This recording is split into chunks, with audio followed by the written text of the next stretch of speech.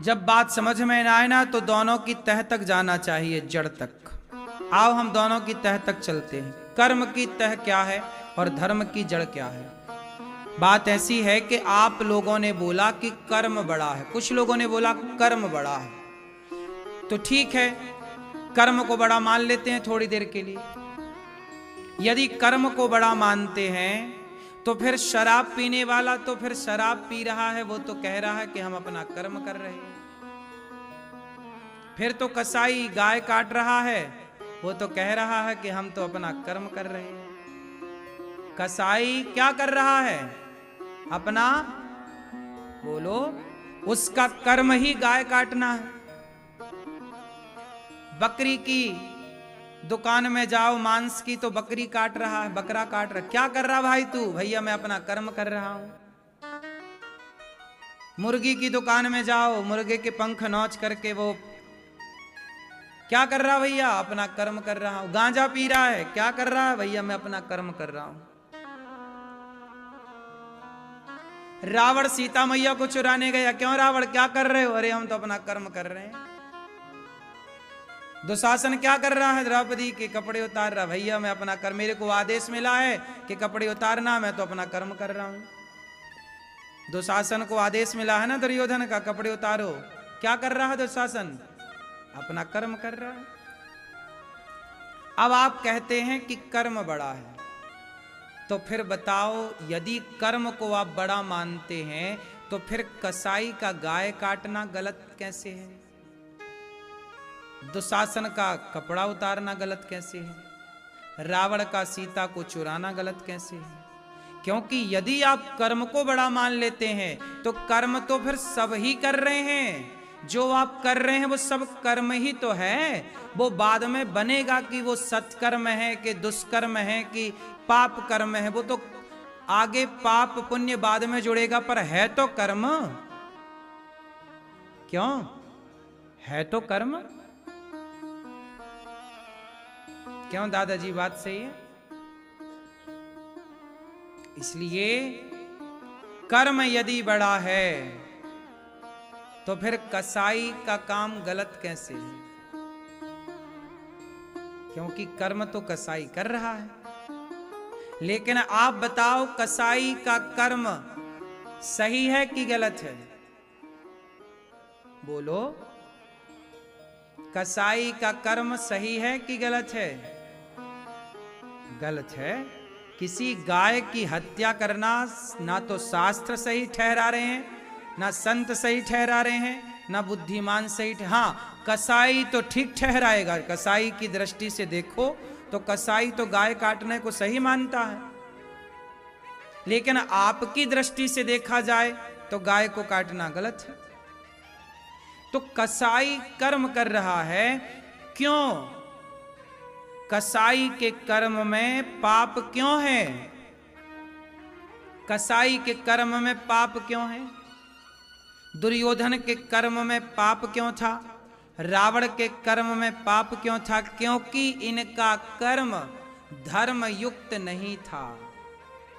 कर्म तब बड़ा होगा जब कर्म को धर्म युक्त किया जाए, धर्म के अकॉर्डिंग, मतलब धर्म के अनुसार। धर्म का पहले ज्ञान हो कि कौन सा कर्म करने योग्य है और कौन सा कर्म करने योग्य नहीं है। जैसे रोटी बनाने के पहले तुम्हारी माता आटा को चालती है चलनी से। किससे चालती है? आटा चालने की क्या होती है? चलनी। चलनी से आटा चालती है तो अच्छा आटा अलग हो जाता है, और आटे में जो गंदगी होती है, जो चोकर होता है, चापर होता है, वो अलग हो जाता है।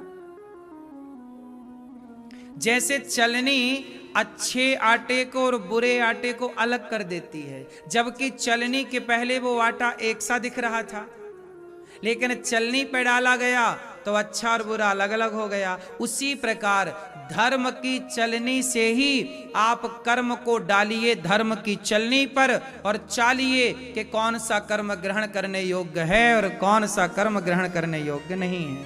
कौन सा आटा खाएं और कौन सा आटा ना खाएं।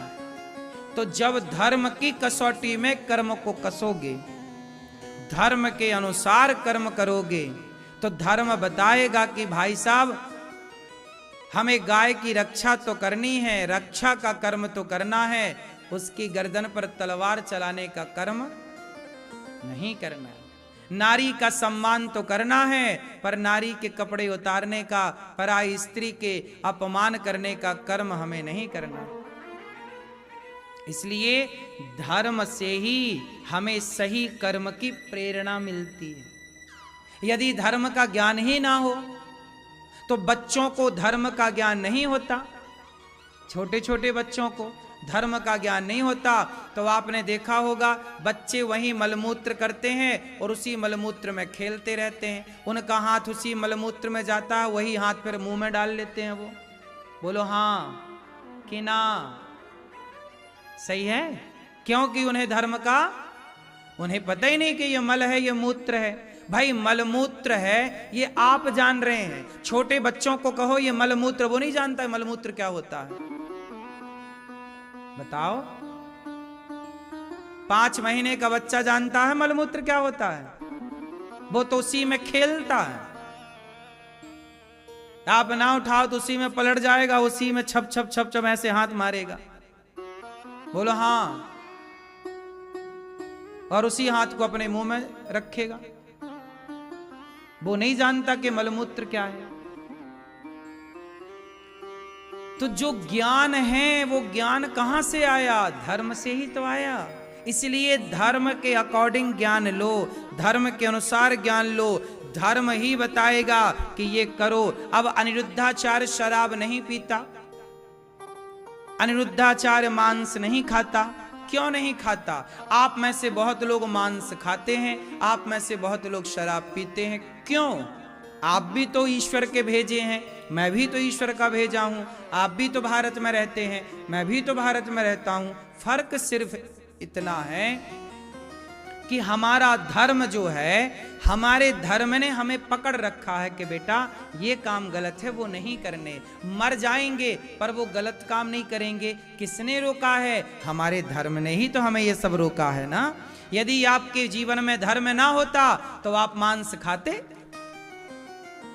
जिनके जीवन का धर्म मर चुका है वही तो मांस खा रहे हैं। जिनका धर्म जिंदा है वो कह रहे नहीं भाई हम धर्म, हमारे धर्म में मांस खाना नहीं है, हम ब्राह्मण हैं, हम भारतीय हैं, हम हिंदू हैं, हम मांस नहीं खाएंगे, हम शराब नहीं पिएंगे। भाई तुम शराब पीते हो, हम नहीं पिएंगे, हम नहीं पिएंगे।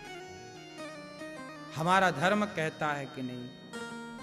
5 महापाप में शराब को महापाप में रखा गया है।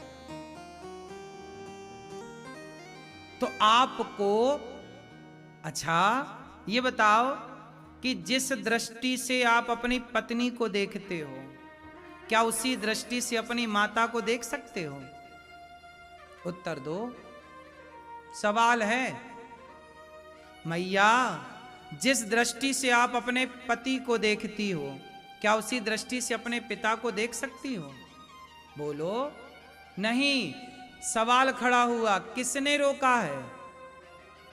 किसने रोका आपको देखने से? देखो किसने रोका? यही है धर्म। धर्म नाम की चीज आपके अंदर है, वही तो बता रहा है कि ये माँ है तो इसे कैसे देखूं, ये पत्नी है तो इसे कैसे देखूं। माँ के साथ क्या व्यवहार हो, पत्नी के साथ क्या व्यवहार हो। जो व्यवहार पत्नी के साथ हो सकता है वो माँ के साथ नहीं हो सकता। जो व्यवहार पति के साथ हो सकता है वो पिता के साथ नहीं हो सकता। किसने रोका है? यही धर्म है। यही धर्म सबके भीतर है। ये धर्म मर जाएगा तो माँ और पत्नी में कोई भेद ना रह जाएगा।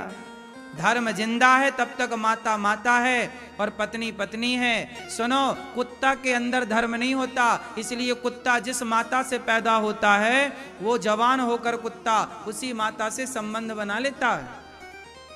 क्यों जी, बात सही है? कुत्ता के भीतर क्या नहीं है? बोलो नहीं है। इसलिए कुत्ता जिस माता से पैदा होता है उसी माता से संबंध बना लेता है कि नहीं? बोलो हाँ। ये सारे जानवरों में ये लागू होती है, बातें होती है कि नहीं? अधिकांश, कुछ जानवरों को आप छोड़ सकते हैं, जिन जानवरों में ये ज्ञान होता है, लेकिन कुत्ता जैसे जानवरों में, बिल्ली में कुछ ये ज्ञान नहीं होता, क्योंकि उनके पास धर्म नहीं है। इसलिए भगवान ने मनुष्य बनाए। मनुष्य के भीतर क्या है? मनुष्य के पास केवल हाथ पांव आंख कान नाक से मनुष्य नहीं है। मनुष्य वही तो है जिसके भीतर धर्म है, वही तो मनुष्य नहीं है। धर्म तो काय का मनुष्य, तू जानवर है। इसलिए कहता हूं, राम जी 14 साल क्या करते रहे? अपने केवल धर्म का पालन। दशरथ जी काहे मर गए? धर्म के लिए मर गए कि प्राण जाएं पर धर्म ना जाए। वचन मीन्स धर्म। बाजार में बिक गए हरिश्चंद्र, काहे बिक गए? धर्म। धर्म ना जाए भैया, हम जाएं, हम मरें तो मरें, धर्म नहीं मरना चाहिए। इसलिए पहले के लोग अपने शरीर से, अपने जीवन से, अपनी पत्नी से, अपने परिवार से ज्यादा धर्म के लिए जीते थे, धर्म को महत्व देते थे।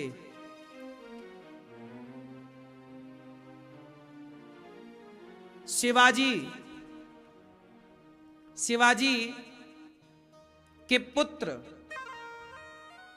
को पकड़ लिया मुगलों ने, और पकड़ करके संभाजी महाराज को पकड़ लिया और तलवार गर्दन में रख के कहा कि तुम अपना धर्म छोड़ दो। संभाजी महाराज ने कहा कि पागल हो गए हो, तुम्हारी तलवार हमारी गर्दन ही तो काट सकती है, हमारे धर्म को थोड़ी काट सकती है, काट दो। उनके नाखून नोच लिए गए, ये नाखून उखाड़े गए और उखाड़ करके गरम गरम पानी डाला गया, घाव किए गए, घाव में नमक लगाया गया, शरीर के टुकड़े, इस उंगली को काट दिया आज, फिर इस उंगली को काट दिया कल, इसको सोचिए, फिर ये हाथ काट दिया, फिर यहां काटा, यहां काटा, यहां काटा। संभाजी के शरीर के टुकड़े टुकड़े किए। 39 दिन तक वो तड़पते रहे दर्द से, और वो लोग कटे हुए शरीर में गरम गरम पानी डाल देते मुगल। तड़प तड़प करके प्राण त्याग दिए, लेकिन उन्होंने अपना धर्म नहीं छोड़ा। गुरु गोविंद सिंह जी के दोनों बच्चों को दीवार में चुना दिया गया, गर्दन तक दीवार खड़ी कर दी, कहा अभी भी मौका है, धर्म छोड़ दो अपना और तुम भी मुसलमान हो जाओ। गुरु गोविंद सिंह जी के पुत्रों ने, उस समय 7 साल का बच्चा था और एक 5 साल का, आखिरी ईंट रख दी गई सिर के ऊपर, यहां पे चुनाई कर दिया गया, जुड़ाई कर दी गई ईंटों से। मर गए बच्चे, लेकिन धर्म नहीं छोड़ा। भाई, शरीर से ज्यादा धर्म बड़ा है। लोगों ने अपनी जान नहीं बचाई, लोगों ने अपना धर्म बचाया। हम सनातन को नहीं छोड़ेंगे। गीता में भगवान ने यही तो कहा, स्वधर्मे निधनम श्रेया पर धर्मो भयावह। अपने धर्म में रहकर मर जाना श्रेष्ठ है, पर अपने धर्म को त्याग कर दूसरे के धर्म को अपनाना श्रेष्ठ नहीं। इसलिए मेरी मां, कर्म तो चींटी भी कर रही है रेंगने का, कर्म तो कुत्ता भी कर रहा है, चलने का, खाने का, पीने का, देखने का, बच्चे पैदा करने का। कर्म बड़ा है कब? जब कर्म धर्म के अनुसार हो। राम का कर्म बड़ा है क्योंकि राम का कर्म धर्म के अनुसार था। रावण का कर्म बड़ा नहीं है क्योंकि रावण का कर्म धर्म के अनुसार नहीं था। तो कौन सा कर्म बड़ा होगा? जो कर्म धर्म के अनुसार हो। आप सीधा यदि कहते हैं कि कर्म बड़ा है तो सवाल कसाई की तरफ जाएगा। इसलिए कर्म तो बड़ा है, पर कौन सा? धर्म युक्त कर्म बड़ा है। राम के द्वारा किया गया कर्म बड़ा है, रावण के द्वारा किया गया नहीं। कृष्ण के द्वारा किया गया कर्म बड़ा है, शकुनी और दुशासन और दुर्योधन के द्वारा किया गया कर्म बड़ा नहीं। क्योंकि कर्म में देखा जाएगा कि धर्म की मात्रा कितने %। आपने जो कर्म किया उसमें धर्म था या नहीं था?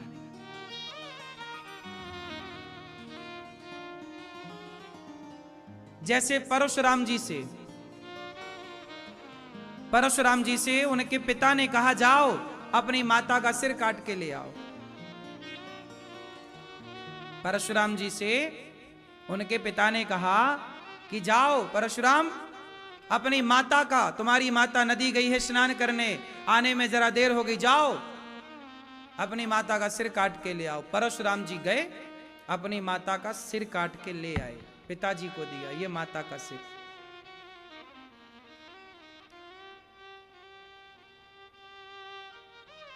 अब मुझे आप बताओ कि पिता ने कहा बेटे से कि माता का सिर काट लो, तो परशुराम जी ने कर्म किया माता का सिर काटने का कर्म। अब बताओ इस कर्म में धर्म था या नहीं? बोलो।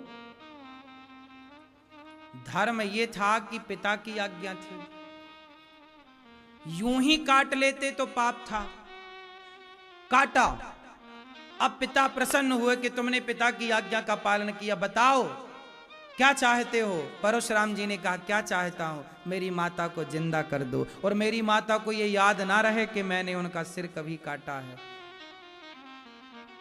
तुरंत परशुराम जी के पिता महर्षि, उन्होंने पत्नी का सिर, तपस्वी साधु थे वो, तो पुत्र की परीक्षा ले रहे थे, जिंदा कर दिया पत्नी को। फिर उन्हें कभी याद ही नहीं रहा कि इन्होंने कभी मेरा बेटे ने सिर काटा है। तो कर्म जो भी करो पहले देखो कि उसमें धर्म की मात्रा कितनी है।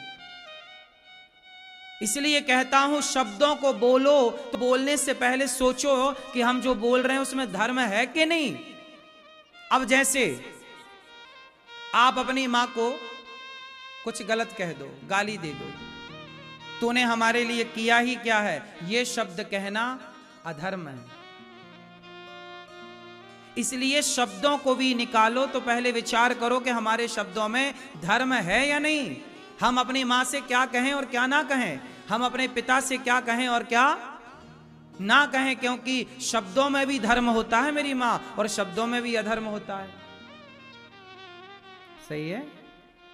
हम जो कर रहे हैं, हम वृद्ध माओं की सेवा कर रहे हैं, हम जो सेवा कर रहे हैं, हम उस सेवा में देख लें कि वो कर्म जो कर रहे हैं उसमें धर्म है या नहीं। वरना हमारी उम्र के लड़के तो क्लबों में नाच रहे हैं, उनके कर्म में धर्म कहां है।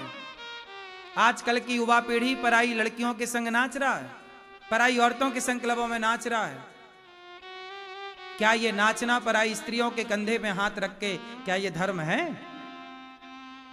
बोलो। आपने यही तो सिखाने में जरा देर कर दी, बच्चों को यही तो नहीं सिखा पाए कि बेटा धर्म क्या है, अधर्म क्या है। इसलिए हमारे यहां शिक्षा, सबसे पहली शिक्षा किसकी है? धर्म की। पहली शिक्षा किसकी? जोर से। पहली शिक्षा धर्म की। दूसरी शिक्षा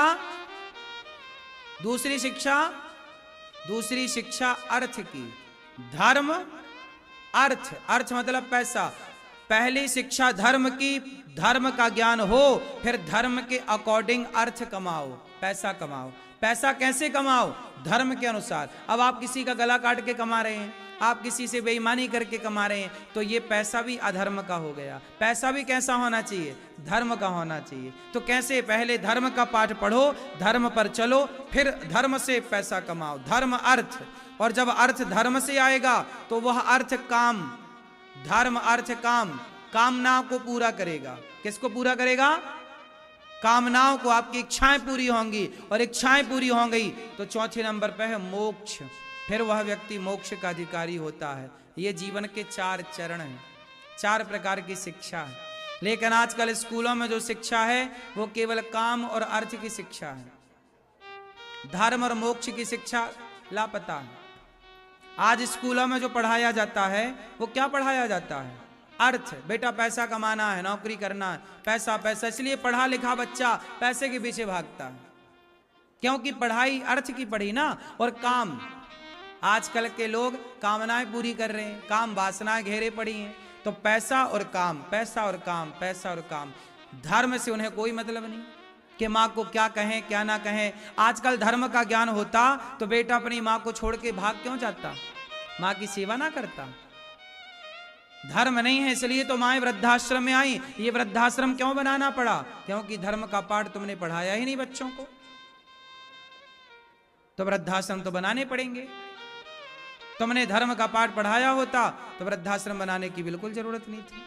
जो धर्म का पाठ पढ़ेगा, मैंने धर्म का पाठ पढ़ा तो केवल अपनी मां की नहीं सबकी मां की सेवा करता हूं। धर्म ही तो ऐसी बुद्धि देता है। सर्वे भवन्तु सुखिनः, हम सबकी सेवा करें, सबके बारे में सोचें। कब सोचेंगे, जब हमारे भीतर धर्म होगा। धर्म है तो हम सोचेंगे। जिनके अंदर धर्म नहीं है वो अपनी मां को रोटी नहीं दे रहे हैं। क्यों जी, वो अपनी मां को पेट भर रोटी नहीं दे पा रहे हैं। तो शिक्षा कितने प्रकार की होती है मैया, शिक्षा कितने प्रकार की होती है ये मैया बताएंगी हमारी। बताओ मेरी माँ पीली मैया के बगल में, बताओ मेरी माँ कौन कौन सी। ले, जब हम बता रहे थे तब तुम पंचायत कर रही थी।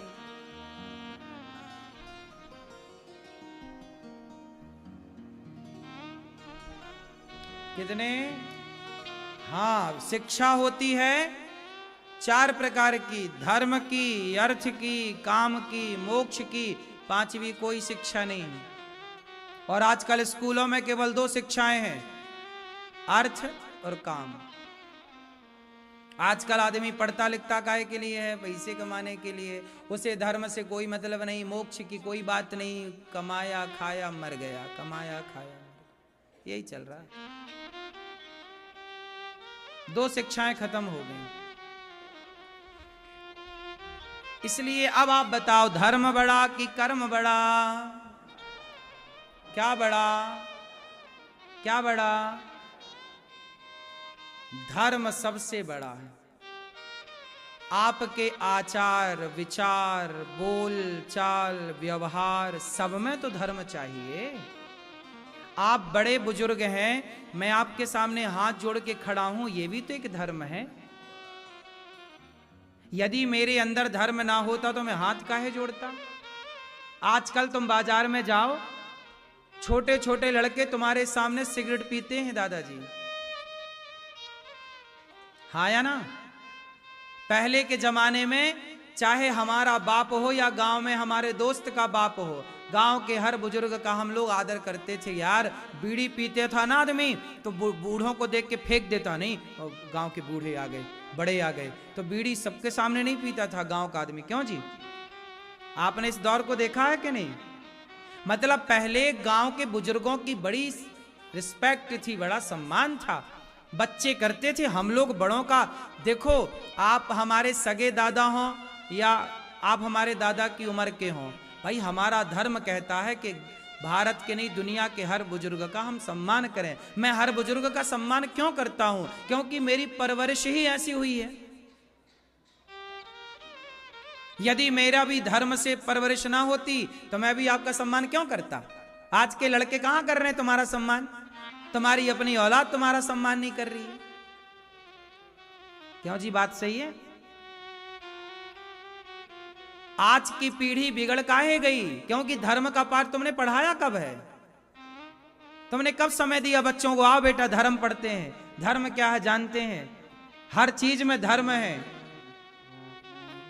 चींटी एक के पीछे एक ही क्यों चलती है? चींटियों को आपने देखा होगा, एक के पीछे एक ही क्यों चलती? चींटियों की लंबी लाइन होती है और सीधी चलती है चींटी, बोलो हाँ। और एक के पीछे एक ही चलती है, बोलो हाँ। क्यों चलती है? क्योंकि चींटियों का भी अपना वो धर्म है कि भैया एक के पीछे ही चलना है। लेकिन आज का आदमी, आप यहां पे कुछ बांटने लग जाओ तो लोग चढ़ चढ़ बैठते हैं। एक ये नहीं कि थोड़ा लाइन लगा लें, पहले बुजुर्गों को ले लेने दे, बुजुर्गों का नहीं, बूढ़ों के छाती पे पांव रख देते हैं लोग। ना बच्चे देखते हैं कि दब रहे हैं कोई। आदमी बिल्कुल सिस्टम छोड़ चुका, धर्म नहीं है। लाइन कहां है? जहां धर्म है। व्यवस्थाएं वहां बनती हैं जहां धर्म है। यदि आप सब लोग धर्मात्मा हैं, सात्विक हैं, तो आप व्यवस्थाएं बना लोगे। यदि आपके अंदर धर्म है ही नहीं तो आप चढ़ बैठोगे। इसलिए धर्म तो एक व्यवस्था है।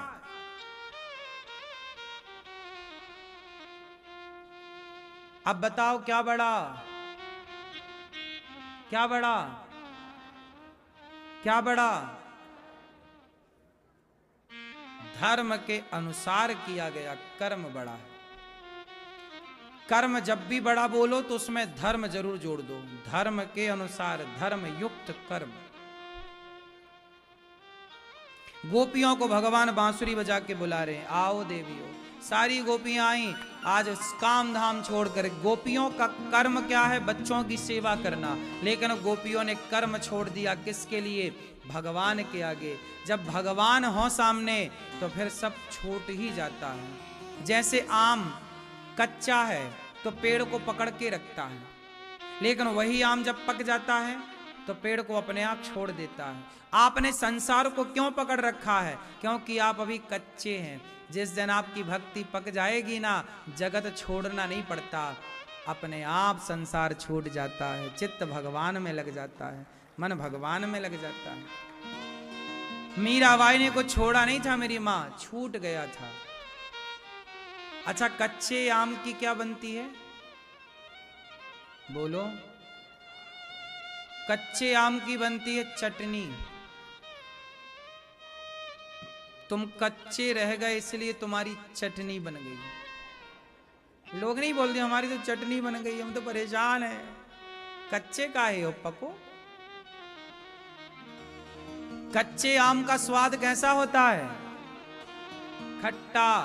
तुम्हारा स्वभाव कैसा है? खट्टा के मीठा?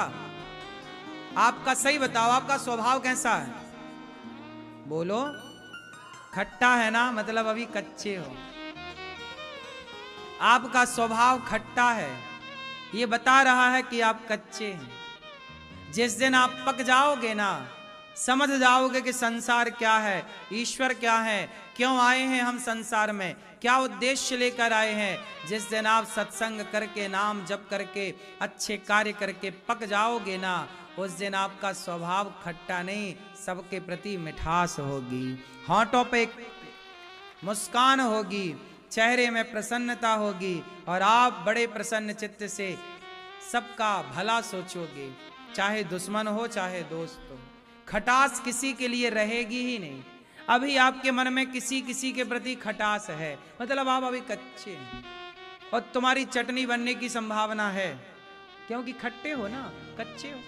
कच्चे की कभी भी चटनी बन जाए तो चटनी बनने की संभावना है, इसलिए थोड़ा स्वभाव को अब मीठा करिए। अच्छा, कच्चे आम का कलर क्या होता है? हरा। और पके हुए आम का? पके हुए आम का पीला। अभी आप कच्चे हैं इसलिए आपका रंग कुछ और है, पकने के बाद रंग कुछ और हो। इसलिए आपने देखा होगा हमारे देश के संत लोग कपड़ा कैसा पहनते हैं? लाल, भगवा या पीला, क्योंकि पीला कपड़ा पका हुआ स्वरूप। इसलिए दुल्हन को भी पीला या लाल शादी में पहनाया जाता है, मानो वो कपड़ा ये बताता है कि ये लड़की अब पक गई है, मैच्योर हो गई है, ये गृहस्थी चलाने के लायक है, इसलिए पका हुआ। पीला या लाल, क्योंकि पका हुआ फल या पीला होता है या लाल होता है। जामुन ना कह देना वो काली होती है, कुछ फल काले भी होते हैं पकने के बाद, लेकिन हम उन फलों की बात करें जो पीले पड़ते हैं, जिसमें फलों का राजा कौन है? हमने बात आम की तो आम कैसा होता है, इसलिए दुल्हन कैसे कपड़े पहनती है? लाल या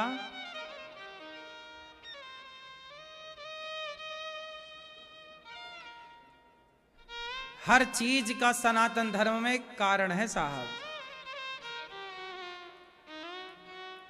तो भगवान ने गोपियों को बुलाया, गोपियां आई, सबको बांसुरी बुलाकर बजाकर बुलाया, गोपियां आई। आज भगवान गोपियों के संग रास रचा रहे हैं। क्या रचा रहे हैं? क्या आप मुझे बता सकते हैं ये रास क्या है? ये मैया हमारी बताएंगी। मैया, रास में क्या हुआ था? बोलो मेरी माँ चश्मा वाली मैया, बताओ। ये सोफे पे बैठी चश्मा वाली मैया हैं? कौन?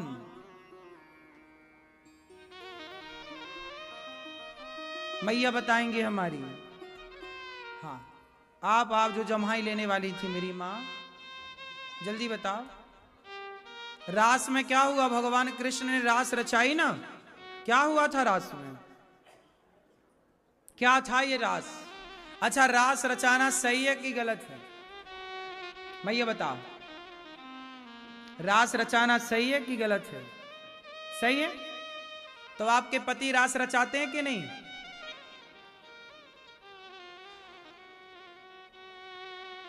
रास रचाना सही है कि गलत है? आप बताओ। सही है। मैया, आप लोग अपने अपने पतियों को रास रचाने की परमिशन दोगी? हाँ या ना? क्यों मैया?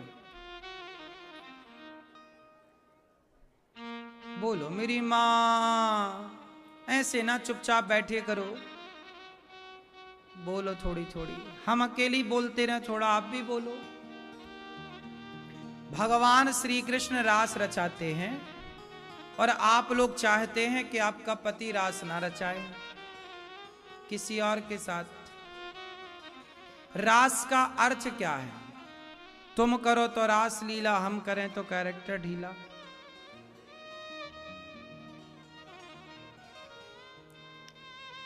अच्छा ये बताओ, रास जो हुआ भगवान कृष्ण ने रचाया, तो क्या उसमें कोई कैरेक्टर ढीला वाली बात थी? चरित्र का हनन था? जब नहीं था तो ये सेंटेंस क्यों बोला जाता है कि तुम करो तो रास लीला, हम करें तो कैरेक्टर ढीला? तो क्या आपको नहीं लगता कि बॉलीवुड के द्वारा ये सेंटेंस बोल करके भगवान श्री कृष्ण की लीला पर प्रश्न चिन्ह लगा दिया गया है? रास लीला का मतलब कैरेक्टर ढीला है ही नहीं। रास लीला को जान ही नहीं पाए लोग रास लीला मतलब नाच गाना मानते हैं कि स्त्री पुरुष नाच रहे हैं, एक स्त्री पुरुष एक दूसरे के साथ गलबैयां कर रहे हैं तो उनको उसका नाम रास है। रास ऐसा नहीं है। रास एक पवित्र मिलन है। किसका?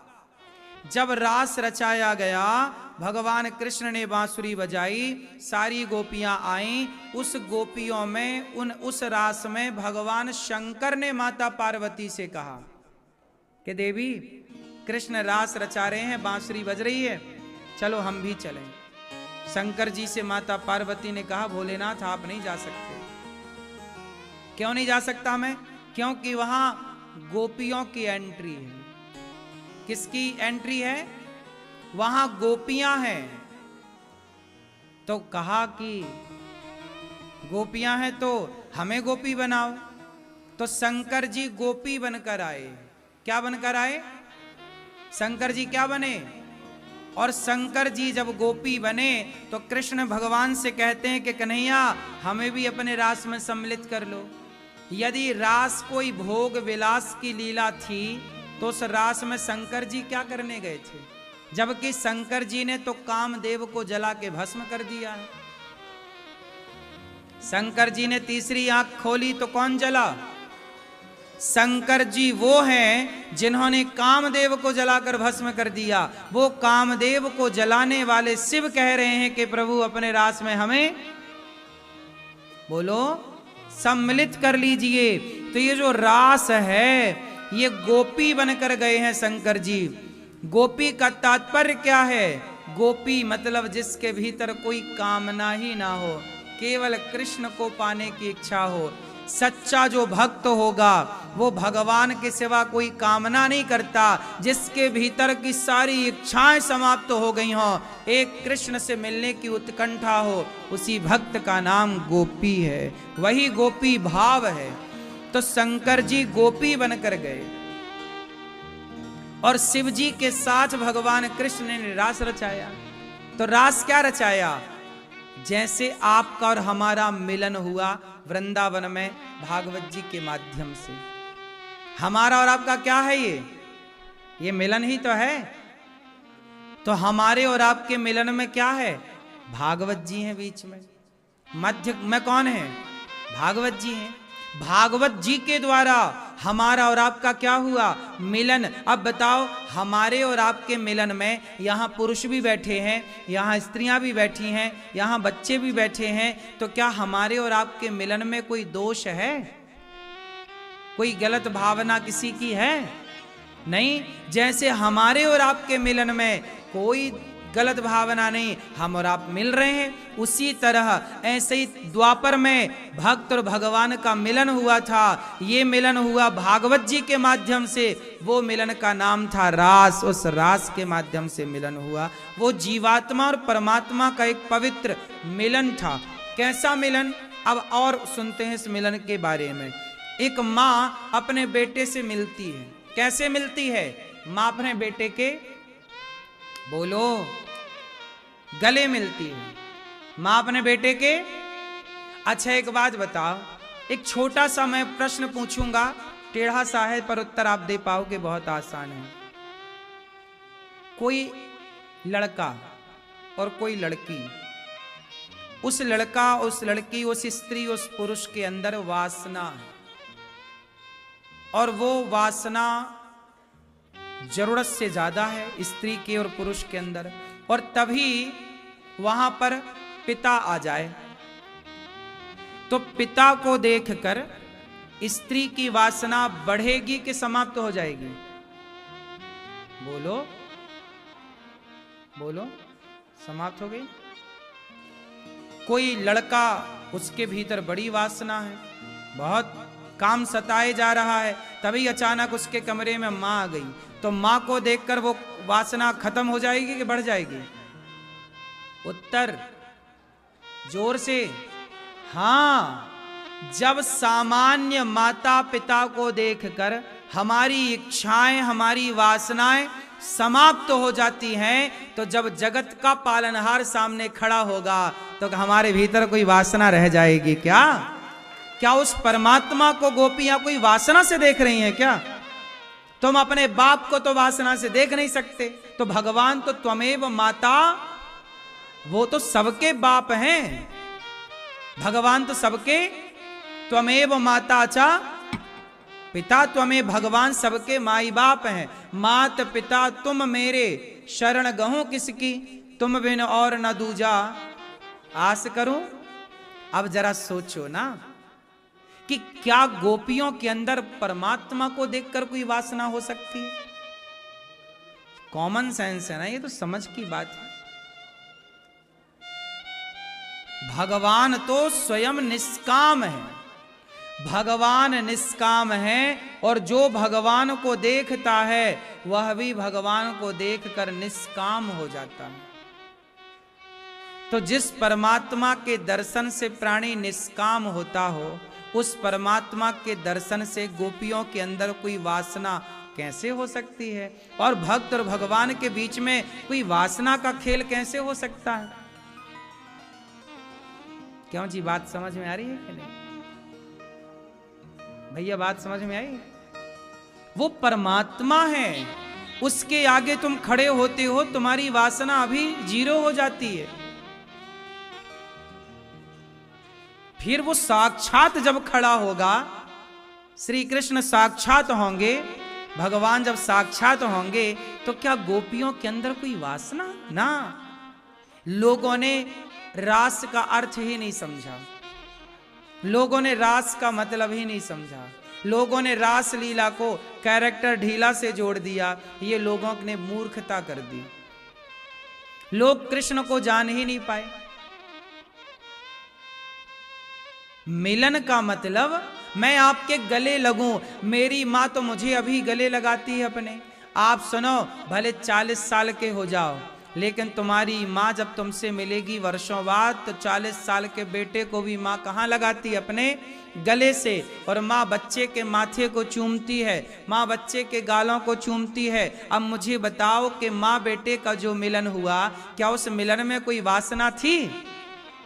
बोलो। लेकिन माँ ने तो गले लगाए। यदि तुम गले लगाने को वासना मानते हो कि भगवान ने गोपियों को गले लगाया, तो गले माँ लगाती है। भाई गले लगाने में फर्क है। बात समझ में आई? गले लगाने में फर्क है ना। भाई बाप अपनी बेटी को गले लगाता है, माँ अपने बेटे को गले लगाती है, गुरु अपने शिष्य को गले लगा लेता है, दोस्त अपने दोस्त को गले लगा लेता है। तो गले लगाना है, इसका मतलब ये नहीं कि हर गले लगने में कोई वासना ही हो। जैसे मां बेटे का गले लगना और मां अपने बेटे का चुम्बन करती है, बेटे के गालों को चूमती है, मां के चुम्बन में कोई दोष नहीं है, कोई वासना नहीं है। उसी तरह परमात्मा यदि किसी भक्त को गले लगाए तो इसमें कोई दोष थोड़ी है। ये तो गले जब भगवान प्रकट होंगे तो आप खुद खड़े हो जाओगे, प्रभु हमें भी गले लगा लो। वो तो भगवान से गले लगना सब चाहते हैं। मीराबाई ने भगवान को भजा। बताओ मुझे, मीराबाई ने भगवान को किस भाव से भजा? क्यों चश्मा वाले भैया, मीराबाई ने कृष्ण को किस भाव से भजा? पति के भाव से। मीरा ने क्या बोला? ये मेरे पति हैं। मीरा ने भगवान को पति के भाव से भजा। तो बताओ भगवान उन्हें स्वीकार करेंगे कि नहीं? संसार में रिश्ते हैं, पति का, पत्नी का, मां का। इस संसार में आप देखो भगवान को जाकी रही भावना, जैसी आप पति मानो, पुत्र मानो, मित्र मानो, भगवान को जो मानना है मान लो। लेकिन जब यहां से वहां जाओगे तो वहां सारे रिश्ते समाप्त हो जाते हैं। एक रिश्ता रह जाता है, भगवान सबके पिता हो जाते हैं, सब उनकी संतान है। यथार्थ में ईश्वर से आप पति के भाव से भजो, बुराई नहीं है, इसमें कोई दोष नहीं है। मीरा ने पति भाव से भजा भगवान को पाने के लिए, ये मीरा का भाव है। अच्छा, मीरा ने तो पति भाव से भजा। अब भगवान कभी मिले तो पूछ लेना कि आपने मीरा को किस दृष्टि से देखा। तो मीरा ने यहां संसार में पति के भाव से भजा, लेकिन ऊपर जब पहुंचे तो वो तो सबके पिता हो गए। वहां फिर पति और सब भाव खत्म हो जाता ऊपर। सही है, वहां पर कुछ नहीं रह जाता। वहां पे भगवान सबके लिए उपलब्ध होते हैं और सब भगवान में लीन हो जाते हैं। सब भगवान के परिकर बन करके वहां रहते हैं। वहां पर एक दृष्टि रह जाती है, आत्मा जो है ईश्वर का स्वरूप है, ईश्वर की संतान है। हम किसकी संतान है? ईश्वर की। तो इस दृष्टि से हम सबके पिता, हम लोग दिन भर यही गाते हैं, मात पिता तुम मेरे, मात पिता तुम मेरे। तो यथार्थ में भगवान हमारे माता पिता हैं। हमारा ईश्वर से क्या संबंध है? रियल बोलो, माता पिता। लेकिन द्रौपदी ने तो भाई माना। आप अपने कृष्ण को भाई मान लो, आप अपने कृष्ण को, यशोदा ने बेटा माना, आप अपने कृष्ण को बेटा मान लो। आप भगवान को जो मानना है मान लो, लेकिन यहां तो वो मान्यता से ईश्वर मिल जाएंगे, पर ऊपर जाके एक रिश्ता रह जाएगा, केवल माता पिता। ठीक है, इसलिए संसार की दृष्टि और ईश्वर की दृष्टि में अंतर होता। आप लोग सांसारिक दृष्टि तो देख पाते हैं, लेकिन वो दृष्टि नहीं देख पाते, अंतिम दृष्टि क्या है। इसलिए हम लोग बड़े भगवान को लेकर कंफ्यूज रहते हैं। सही है? तो बताओ आपका भगवान से क्या संबंध है? जोर से आप सब बताओ। क्यों मैया, आपका भगवान से क्या संबंध है? ये मैया आपका भगवान से क्या संबंध है? ये पीछे वाली मैं, तुम बोलने दो मैयाओं को। ए मैया बताओ मेरी माँ, क्या संबंध है आपका भगवान से, बताओ। नहीं, ये पीली मैया, भगवान का आपसे क्या संबंध है? हैं? बोलो, अच्छे से बोलो, कॉन्फिडेंस से बोलो पूरा। क्या लगते हैं भगवान आपके रिश्ते में? भगवान लगते हैं, ठीक है। मैया आपके क्या लगते हैं रिश्ते में भगवान? आपके क्या लगते हैं भगवान? माता पिता। मैया लाल मैया, आपको क्या लगते हैं भगवान? हैं? ठीक है। आपका क्या रिश्ता है भगवान से? मैया भैया आप बताओ, चश्मा वाली भैया, आप क्या मानते हो भगवान को? भगवान से हमारा क्या रिश्ता है, ये आप सबकी अलग अलग विचारधारा हो सकती है, सबकी अपनी अपनी मान्यता हो सकती है। कोई भाई मान रहा है, कोई पिता मान रहा है, कोई पुत्र भाव से देख रहा है कि कन्हैया हमारा बेटा है। सबकी भावनाएं अच्छी हैं। कोई पति भाव से देख रहा है कि कृष्ण हमारे पति हैं, ठीक है। अच्छा ये बताओ मैया, आपके पति कितने हैं?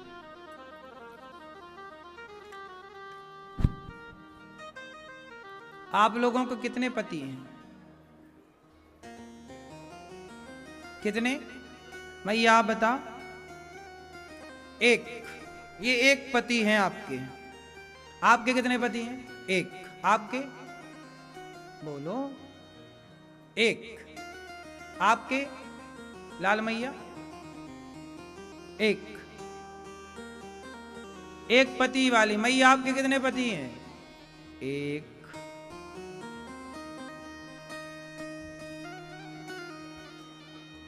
मैया ये सो गई मैया? मैया जागो मेरी मां। आप लोगों के कितने पति हैं? एक। सबके एक एक पति हैं। अच्छा, आपके यदि एक पति है तो तुम झूठ काहे बोलती हो? आप मंदिर जाती हो तो क्या बोलती हो? आप बड़े प्रेम से बोलती हो, तुम हो एक अगोचर सबके प्राणपति, स्वामी सबके प्राणपति। यदि आपका पति एक है तो फिर मंदिर जाके काहे कहती हो तुम हो एक अगोचर सबके प्राणपति? एक तरफ तो आप अपने वाले को कहती हो ये हमारा पति है, और दूसरी तरफ मंदिर जाती हो तो भगवान को भी आप अपना पति कहती हो, तुम हो एक अगोचर सबके प्राण। अब बताओ तो कौन सी बात आपकी सही है, मंदिर में बोली गई कि घर में बोली गई? अभी आप लोगों ने यहां बोल दिया कि एक पति है, तो मंदिर में आप लोग तो बोलती हो ये वाली आरती। तो फिर बताओ, तो एक तरफ तो आप कह रही हो भगवान हमारे पति हैं, और दूसरी तरफ आप कह रही है कि आदमी हमारा पति है, तो कौन सी बात आपकी सही है? जल्दी कंफर्म करो, बोलो मेरी माँ। लाल मैया बताओ, अब बताओ